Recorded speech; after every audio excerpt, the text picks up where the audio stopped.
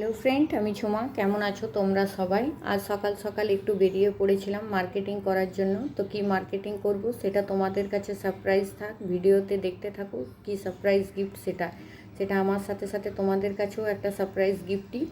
তো দেখো, আজ 5 মে মার্কেটের অবস্থা কেমন। বেশ শান্তপ্রিয়, কোনো অসুবিধা নেই, ঝুটঝামেলা ছাড়াই নির্দ্বিধায় বাইরে বেরোতে পারো।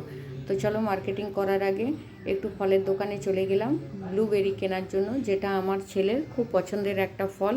তো ফলটা কেমন আছে দাদার কাছে একটু চলো চেক করে নিই। তো দেখো, ফলটা বেশ ভালো আছে, কোনো অসুবিধা নেই। তো চলো, সারপ্রাইজ গিফট হচ্ছে এটা। দেখালাম সারপ্রাইজ গিফটটা। আমার পুজোর সময় তোমাদের প্রচুর কমপ্লেন থাকে, আমি সবারই কাজ কমপ্লিট করতে পারি না, অনেকের কাজ নিতে পারি না। তো যাদের কাজ নিতে পারি না তারা খুব দুঃখিত হয়ে আমার কাছ থেকে ফেরত যায়।